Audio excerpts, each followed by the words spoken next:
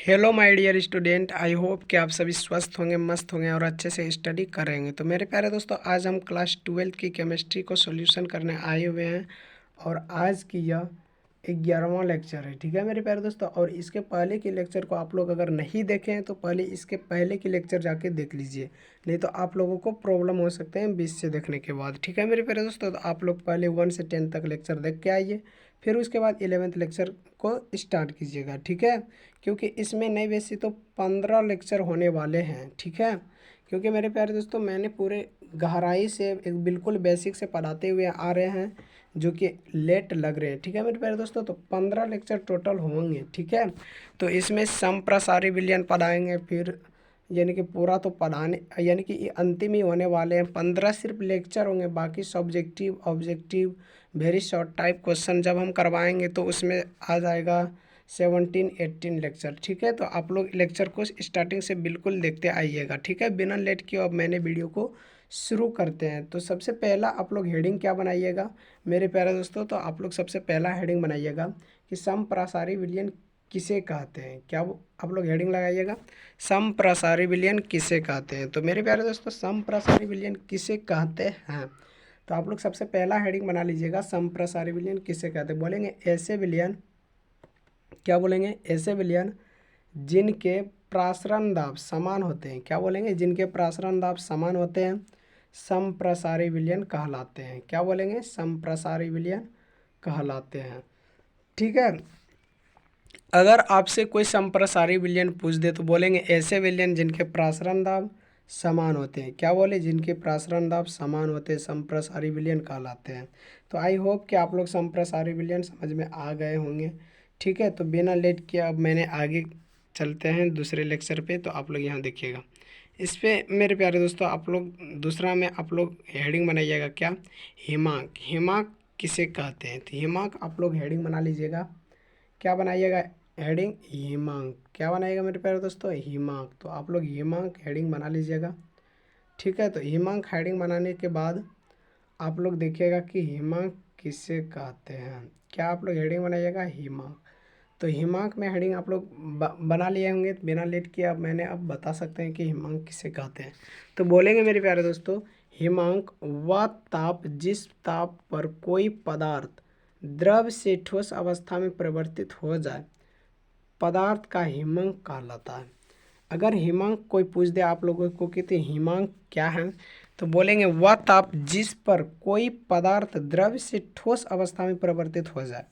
किससे, द्रव्य से ठोस, यानी द्रव से ठोस अवस्था में जो परिवर्तित हो जाते हैं उस पदार्थ को हिमांक कहते हैं। ठीक है मेरे प्यारे दोस्तों, तो आप लोग हिमांक समझ गए होंगे कि हिमांक क्या होते हैं। तो फिर उसके बाद आप लोग यहाँ देखिएगा कि हिमांक में अवनमन क्या है। तो आप लोग नेक्स्ट हेडिंग बना लीजिएगा क्या, हिमांक में अवनमन। क्या बनाइएगा, हिमांक में अवनमन। क्या बनाइएगा मेरे प्यारे दोस्तों, हिमांक में अवनमन। तो आप लोग हेडिंग बना लिए होंगे कि हिमांक में अवनमन क्या है। तो बोलेंगे हिमांक में अवनमन किसी विलायक के, यानी कि किसी विलायक के अवाष्पशील विलेय पदार्थ मिलाने पर प्राप्त विलयन वाष्प दाब शुद्ध विलायक के वाष्प दाब से कम होता है, जिसके कारण हिमांक ताप में कमी आ जाती है। अगर कोई पूछ दे कि हिमांक में अवनमन क्या है, तो बोलेंगे किसी विलायक का अवाष्पशील विलेय पदार्थ मिलाने पर प्राप्त विलयन का वाष्प दाब शुद्ध विलायक के वाष्प दाब से कम होता है, यानी कि शुद्ध जो विलायक होते हैं उसके वाष्प दाब से कम होते हैं। ठीक है, फिर उसके बाद बोलिएगा कि जिसके कारण हिमांक ताप में कमी आ जाती है, यानी कि कम होंगी तो हिमांक की अवनमन में कमी आ जाएंगे। तो फिर उसके बाद बोलेंगे मेरे प्यारे दोस्तों कि उसके बाद बोलेंगे, तो आप लोग घबराइएगा नहीं, तो फिर उसके बाद बोलेंगे इस प्रकार विलायक और विलयन के हिमांकों का अंतर हिमांक का अवनमन कहलाता है। तो इस स्थिति में किसको बोलेंगे, इस स्थिति में जो मैंने बताए आप लोगों को अभी तुरंत बताए, जो कि किसी भी विलायक में वाष्पशील विलेय पदार्थ मिलाने पर प्राप्त विलयन का अवाष्प दाब शुद्ध विलायक के वाष्प दाब से कम होता है, जिसके कारण हिमांक ताप में कमी आ जाती है।